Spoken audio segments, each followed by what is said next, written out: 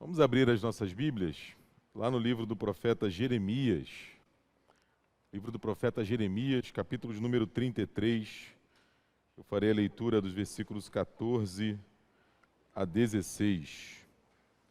Jeremias 33, do 14 ao 16. É o texto que vai conduzir-nos aí na reflexão na palavra do Senhor. Diz assim o profeta: Eis que vem dias, diz o Senhor, em que cumprirei a boa palavra que proferi à casa de Israel e à casa de Judá. Naqueles dias e naquele tempo farei brotar a Davi um renovo de justiça. Ele executará juízo, justiça na terra. Naqueles dias, Judá será salvo, e Jerusalém habitará seguramente. Ela será chamada Senhor, Justiça Nossa. Feche seus olhos, vamos falar com o Senhor uma vez mais. Pai, obrigado por aquilo que tens permitido que a gente desfrute até aqui. E agora, Pai, fala ao nosso coração através da Tua palavra também. Ajuda-nos, Deus, a entender a Tua vontade para as nossas vidas, que o Teu Espírito nos ilumine para irmos além da compreensão e possamos colocar em prática a Tua vontade revelada a cada um de nós, através da Tua palavra que é aberta e lida está diante de nós. É a nossa oração, agradecidos, em nome de Jesus, Pai. Amém, Senhor. Bom, hoje é o segundo domingo do Advento. Nós começamos no domingo passado. Você reparou aí a igreja como é que está bem caracterizada, lindamente decorada para esse tempo do Natal. E é possível que você escute Advento para lá, Advento para cá, e, poxa, mas o que quer dizer isso, né?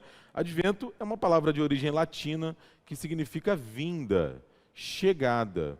Então, a igreja, no mundo inteiro, desde o domingo passado especificamente, celebra o advento de Jesus, a vinda, a chegada do Senhor Jesus. Não é sem motivo que, ao lado da Páscoa, é a maior festa do cristianismo. Uma festa celebra o nascimento de Jesus, o advento de Jesus, que é o Natal. A outra festa celebra a sua morte e a sua ressurreição.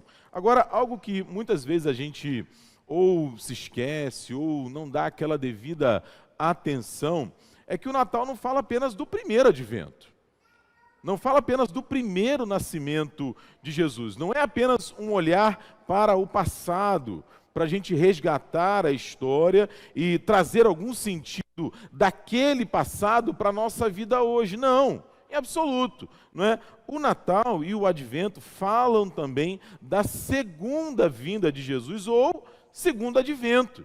Não é? É a grande esperança da igreja, quando Jesus Cristo vai retornar, fazer novas todas as coisas. A palavra de Deus fala de um novo céu, uma nova terra, fala de enxugar dos nossos olhos toda lágrima, fala de reconstruir toda a realidade, e isso tem a ver com segundo advento, com segunda vinda. Por isso, nessa perspectiva de um Natal que não olha apenas para trás, mas que olha para frente também, que olha para o futuro, eu quero deixar uma pergunta com você, que a gente vai refletir ao longo aqui do nosso momento. Não é? O que você espera desse Natal? O que você espera desse Natal? Qual é a sua expectativa com o tempo de dezembro que chega, das luzes, não é? Esse tempo todo específico dos cânticos, há um ar de esperança ao nosso redor. E a pergunta que eu faço é: qual é a sua esperança para esse Natal? O que você tem colocado diante do Senhor ao longo desses dias, primeiro domingo do Advento, no domingo passado, acendemos a primeira vela do Advento, hoje acendemos a segunda vela do Advento. E aí, o que você tem pensado sobre isso? Se é que eventualmente você tem pensado sobre isso. Então assim, se não pensou até agora, excelente oportunidade nós temos nesse instante de colocar diante do Senhor as nossas expectativas para esta celebração. E eu quero fazer isso a partir do texto de Jeremias. Jeremias é um dos profetas que fala muito sobre o Senhor Jesus. Quando a gente vai ler os evangelhos, a gente vai perceber que Jesus, inclusive, é confundido com Jeremias. Tinham pessoas que, a partir do ministério de Jesus, a partir daquilo que ele dizia, daquilo que ele ensinava, alguns imaginavam que se tratava de um retorno de Jeremias, e ele é um profeta que nos ajuda a entender o ministério de Jesus e exatamente pensar sobre o Natal. Então, a gente vai fazer aqui, como a gente sempre tenta fazer, entendendo um pouco o texto do profeta Jeremias, o contexto das palavras que ele escreveu ali no capítulo 33, por que ele está dizendo o que nós lemos aqui, e aí depois a gente vai aplicar esse texto às nossas vidas. Então, vamos lá para esse primeiro passo, que é entender o que está acontecendo aqui. Quem é o Jeremias? Da onde que ele está vindo? Por que ele está escrevendo o que ele está escrevendo? Não é? A gente já conhece, é o livro do profeta, um dos profetas chamados maiores, porque é um daqueles que mais escreve, junto com Isaías, junto com Ezequiel. E esse livro, ele se divide em praticamente dois momentos históricos, que se você pegar o livro assim, numa primeira leitura você vai perceber isso. Dois momentos históricos vão dividir a profecia de Jeremias. Um após a morte do rei Josias e um antes da morte do rei Josias. A gente está mais ou menos ali no iniciozinho do século 7 antes de Cristo, ou seja, 700 anos antes de Jesus. É muito tempo atrás. Muito tempo atrás. E ainda assim, claro, como palavra de Deus pode nos ensinar. E por que esses dois períodos, antes da morte e após a morte do rei Josias, faz tanta diferença? Porque o tempo que marca a vida do rei Josias, ou seja, antes da sua morte, é um tempo assim de relativa prosperidade. Há assim um ar de esperança no ar. Por quê, Diego? Como assim? Você vai se lembrar, a gente já falou sobre isso várias vezes, num dado momento da história, depois ali de Salomão, o reino de Israel se divide, né? Reino do norte e reino do sul. O Josias está reinando e o Jeremias vai profetizar exatamente ali depois, alguns anos depois da queda do reino do norte. Então a Síria invadiu o reino do norte, tomou ali a região de Samaria, mas o reino do sul resistiu. Ou seja, não, a gente está tranquilo. Aqui em Jerusalém, no sul de Israel, resistimos à Síria, os exércitos não desceram, nós nos estabelecemos, estamos aqui tranquilos. Então assim, há uma certa esperança no ar. Quando você lê a história do rei Josias em Jerusalém, no Reino do Sul, você vai perceber que ele fez uma grande reforma religiosa. Ele restaura o culto, ele tira os deuses pagãos. Então assim, é um momento de expectativa política, porque o Josias é um bom rei. É um momento de expectativa religiosa, porque a religião verdadeira de Israel, ela é restaurada. É um momento economicamente muito bom. Por quê? Porque o reino resistiu, as guerras pararam por um período. Então há uma certa expectativa no ar, até que Josias morre. Jeremias vai passar por tudo isso, até que Josias morre. Josias morre e o tempo que sucede o reinado de Josias não é como o que antecedeu. Pelo contrário, não é? Aquela resistência da guerra, ela acaba, porque o reino do sul vai ser invadido pela Babilônia. Você se lembra dessa história também, algum tempo depois. A Babilônia invade Jerusalém, destrói o templo, leva cativo o povo, acaba com a soberania de Israel que ainda restava no Reino do Sul. E não apenas isso, dificuldade religiosa também. A religião que vinha numa crescente acaba se corrompendo.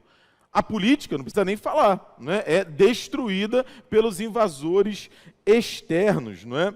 E há guerras contra os povos de fora e entre os próprios judeus, o próprio povo de Deus. Ou seja, o desastre vem de forma escalonada. As coisas vão piorando à medida que o tempo passa. Nesse contexto que surge o Jeremias. Então, assim, eu gasto esse tempinho aqui com alguma informação histórica para a gente ter a exata noção do que está acontecendo. Porque a gente tem uma ideia, às vezes, equivocada sobre o tempo daqueles homens, daquelas mulheres que nos antecederam diante do Senhor. Não, para o Jeremias era fácil, porque Deus falava com ele. Não, para o Paulo e para Maria e para Sara era tranquilo. E não era. E não era. Então, assim, o tempo passa, nós estamos 2.700 anos depois de Jeremias e o contexto não é muito diferente. Jeremias não é um sacerdote de ofício, ele não era da tribo de Levi, era um homem comum que é chamado por Deus para profetizar, para falar da sua palavra e da sua vontade. A profecia de Jeremias é longa. Ele vai começar, como eu falei, ali desde antes de Josias até o terceiro rei depois dele. E a função dele era muito clara, era muito objetiva. Só não era simples, Lucas. Não é? A gente pode dizer em poucas palavras o que ele precisava fazer. Não é? E você vai encontrar isso no capítulo 1 do profeta Jeremias. Ele só tinha que, por exemplo, denunciar as injustiças, denunciar o afastamento do povo de Deus, desde os religiosos até a nobreza, até a corte, passando por todo o povo. Chamar o povo à conversão, ao compromisso com Deus, anunciar inclusive a disciplina do Senhor. A mão de Deus que iria pesar sobre o povo diante do seu comportamento, diante do seu pecado, diante da sua dificuldade, mas não apenas isso. Ele também tem a tarefa de anunciar esperança.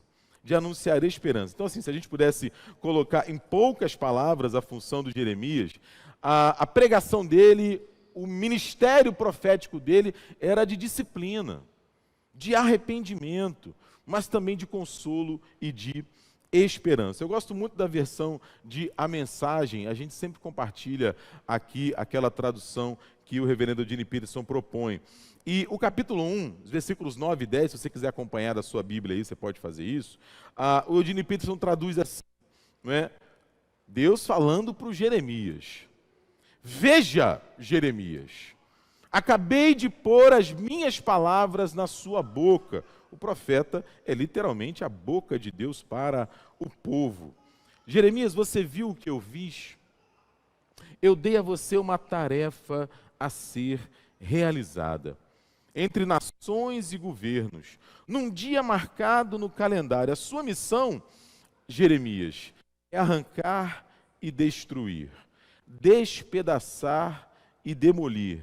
E depois, Jeremias, começar de novo construindo e plantando. Ou seja, como eu falei, a missão do Jeremias era muito simples de entender, mas muito difícil de executar, muito difícil de fazer. Por isso ele titubeia, por isso ele tem medo, por isso ele fica receoso, por isso ele não quer.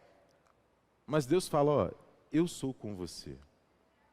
As palavras que estão na sua boca são minhas, não são suas. Confie em mim. Então, assim, esse é um pouco do contexto do profeta Jeremias. E a gente chega no capítulo 33, que é o nosso texto. A gente está mais ali para metade do final do livro do profeta Jeremias. E o que Deus está fazendo aqui com Jeremias e para o povo nesse capítulo 33? Jeremias está falando exatamente do que a gente começou a conversar. Jeremias recebe de Deus uma mensagem do futuro. Uma mensagem para que o povo olhasse além daquilo que os seus olhos estavam enxergando. Ele está falando aqui do tempo da libertação da Babilônia, do exílio babilônico. Ele está falando aqui do tempo da restauração de todas as coisas. Eu vou falar um pouco mais sobre isso daqui a pouco. Ele está falando aqui sobre a sucessão da primeira aliança. Aquela primeira aliança, a partir dos 10 mandamentos, das tábuas da lei, ela seria sucedida por uma nova aliança. Ou seja, meu irmão e minha irmã, O que Deus está chamando Jeremias para fazer aqui, a partir desse capítulo 33, é exatamente o que Ele faz comigo e com você hoje. Exatamente o que Ele faz comigo e com você hoje. Como assim, Diego? O que os seus olhos estão vendo hoje? O que você está enxergando na sua realidade hoje? Pode ser que, guardadas as proporções, seja semelhante àquilo que o povo de Israel enxergava naquele tempo. Guerra, confusão religiosa, confusão política, dificuldades, crises que nós não encontramos uma solução sequer. Mas esse mesmo profeta Jeremias é aquele que vai dizer assim: olha, eu quero trazer à memória aquilo que pode me dar esperança. Eu quero trazer à memória aquilo que pode me dar esperança. Eu recomendo que você leia o restante desse capítulo aí, depois de leitura bíblica, no seu momento de leitura devocional. Aqui a gente vai tratar de uma forma mais objetiva. Porque esse texto vai falar de quê? Vai falar de algumas realidades. Eu peço que você repouse aí os olhos sobre esses versículos, porque em primeiro lugar, como já adiantei, o Jeremias vai falar para a gente de uma esperança de futuro. Uma esperança de futuro. Olha o que ele fala aí. Ele vai dizer assim, ó: eis que dias... Está falando, ó, vai chegar. Não chegou ainda, mas vai chegar. Ele vai usar duas vezes a expressão naqueles dias. Ele vai falar sobre naquele tempo. Então, assim, são referências a um período histórico após o exílio babilônico. São referências após aquele momento da vida dos judeus, dos israelitas. Não é? Então, assim, o próprio Jeremias ele vai dizer o seguinte: gente, observem a história nesse momento. Perceba que os nossos guias religiosos, os nossos sacerdotes, na maioria deles, ou a minoria, ou muitos deles, eles não estão dando conta.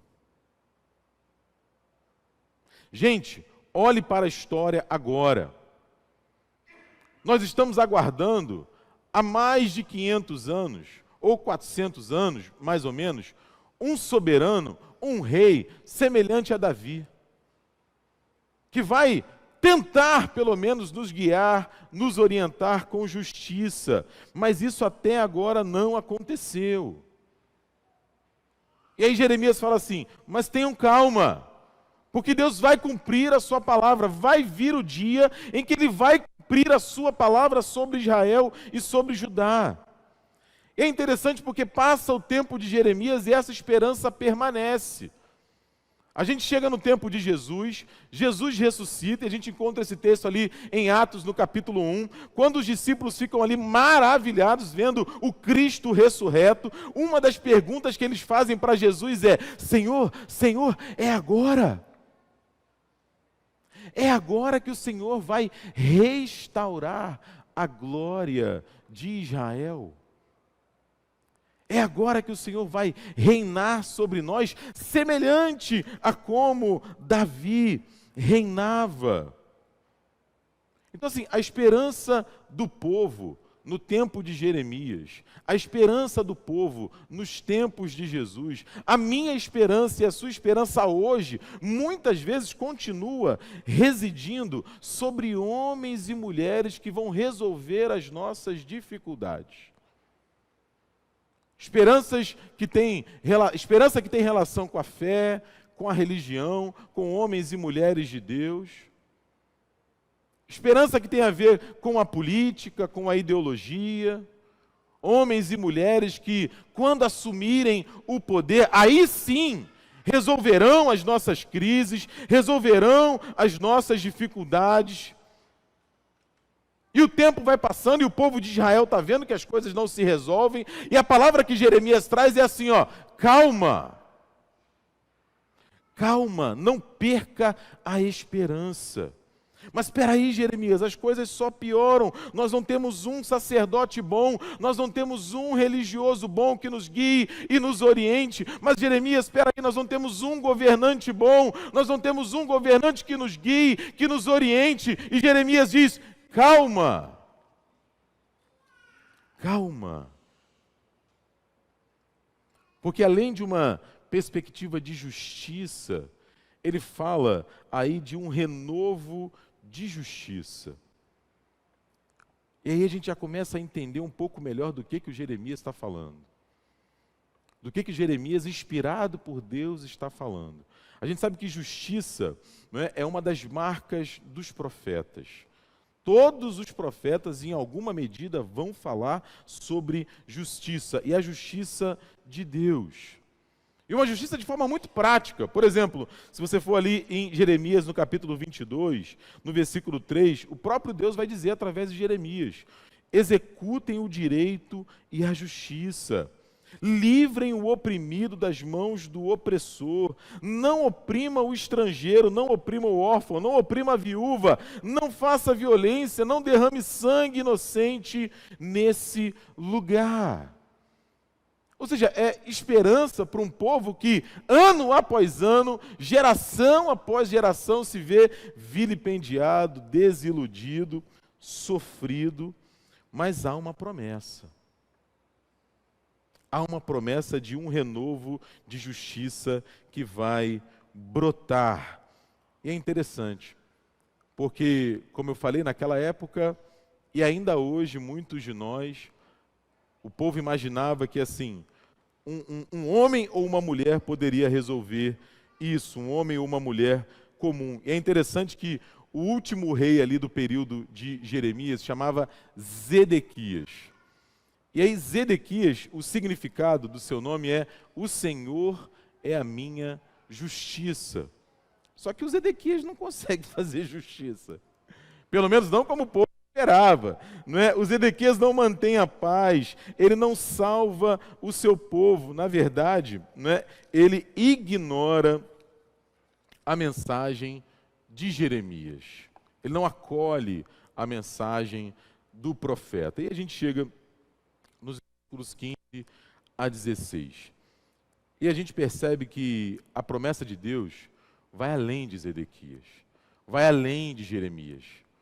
Jeremias está falando Messias, que vai ser capaz de fazer aquilo que o próprio Davi não foi, que nenhum rei, por mais sábio ou bem intencionado ou bem preparado, é capaz de fazer. Essa promessa, é claro, ela já se cumpre na pessoa de Jesus Cristo. Como eu disse, Jeremias vai falar muito sobre Jesus, vai falar muito sobre o Messias. Em Jeremias, Jesus é o manancial de águas vivas, é o bom pastor, é o renovo justo, é o redentor, é a nossa justiça. Ele, na sua morte, na sua ressurreição, ele cumpre, como ele mesmo vai dizer, toda a justiça, e a gente aguarda a sua segunda vinda, o seu segundo retorno, quando ele vai fazer tudo aquilo que o melhor dos políticos não pode e não pôde fazer. Quando ele vai fazer aquilo que o melhor dos religiosos não pôde e não pode fazer. Então, assim, esse é o texto, é um texto que trazia uma palavra para aquele momento histórico de Israel, mas que também aponta para o futuro. E o que a gente pode trazer de lição para a nossa vida aqui? Não é? Como eu falei, a gente está vivendo esse período do advento, período do nascimento de Jesus, e a gente pensa sobre a esperança que isso traz para a gente, não é? A ideia de que Deus tem cumprido as suas promessas até aqui, nós não temos motivos para imaginar que Ele vai deixar de fazê-lo no futuro, e exatamente porque um menino nos nasceu, nós temos esperança. Esperança de que o nosso futuro vai ser diferente. O nosso futuro vai ser diferente, diz o profeta: eis que vem dias. Eis que vem dias, diz o Senhor. Por isso eu pergunto para você novamente, não é? O que você está esperando desse Natal? Qual é a sua expectativa desse período de advento? Porque veja, meus irmãos, além de uma mesa farta, quem sabe, dos presentes, rever os amigos, a família, isso tudo, é claro, é muito especial, tem o seu lugar, mas desculpe, não é disso que eu e você,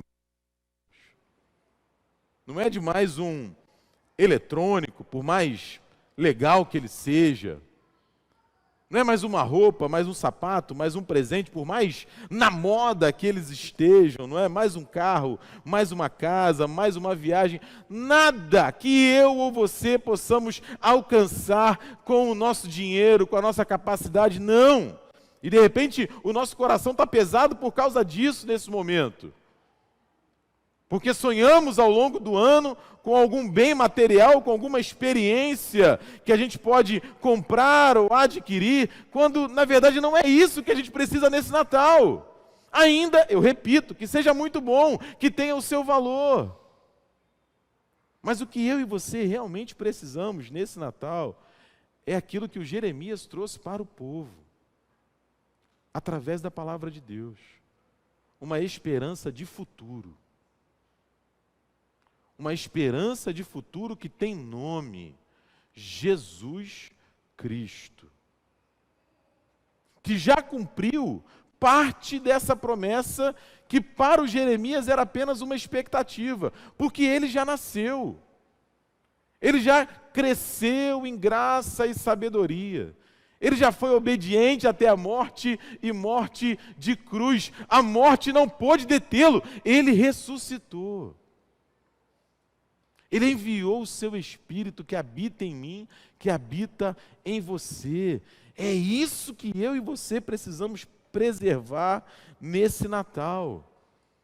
E é possível, é muito possível, que pelas dores da caminhada, pelas dificuldades que a gente enfrenta ao longo do tempo, pelas crises que a gente vive, essa esperança tenha ficado assim meio desvanecida. Por isso, as luzes do Natal.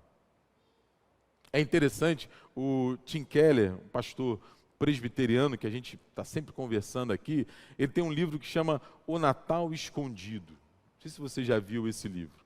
Né? E ele começa o livro falando exatamente como a nossa cultura tem feito um exercício, assim, peremptório, contínuo, nos últimos 100, 150 anos, de descolar a imagem de Jesus do Natal. Por mais absurdo, por mais bizarro que seja, porque o Natal é essencialmente o nascimento de Jesus. Mas qualquer lugar público que você vai, vamos dizer assim, um shopping center, por exemplo, dificilmente você vai encontrar um presépio, uma figura de manjedoura. Mas um símbolo permanecido, que são as luzes. Porque é exatamente isso que Jesus faz na minha vida e na sua vida. Ele ilumina. Ele nos traz esperança. Então, assim, na época de Jeremias, reis falharam, pastores, sacerdotes, religiosos falharam, a política externa, interna falhou, mas Deus não abandonou o seu povo. E é impressionante isso, porque, veja, eu vou repetir isso. Nós estamos temporalmente muito distantes de Jeremias, mas você reparou que o nosso tempo não é muito diferente? Há algum tempo atrás, a guerra declarada, estava lá na Ucrânia e na Rússia. Um pouquinho de tempo agora, já foi ali para o Oriente Médio. Faixa de Gaza, Israel. Agora, 1, 2 semanas para trás, está aqui na Venezuela. Isso para a gente falar da visão macro, vamos dizer assim. Mas, como a gente sabe muito bem, cada um de nós tem as suas guerras e as suas dificuldades também. Por isso é importante que a gente acerte bem no nosso coração o que nós esperamos deste Natal. Natal não fala apenas de uma história no passado, de um bebezinho na manjedoura. Não, não apenas isso. Natal fala do Rei do Universo que vai voltar, que vai voltar, que vai fazer novas todas as coisas, que vai restaurar os céus e a terra. Não vai ser mais um jardim, vai ser uma cidade cuja luz é o próprio Deus. Nós não podemos perder de vista essa visão grandiosa do Natal. E enquanto essas promessas não se cumprem, eu e você mantemos a esperança. Como aquele povo que abria a janela e, de fato, enxergava a guerra, enxergava a maldade, mas percebia, através de Deus, da sua palavra, a sua esperança e as suas promessas. Que seja assim hoje na minha vida e na sua vida também, meu irmão e minha irmã. Porque Jesus nasceu. Mas ele não foi apenas um bebê. Ele cresceu, ele morreu e ele ressuscitou. E é isso que eu e você devemos guardar desse Natal. Que Deus te abençoe, viu? Amém.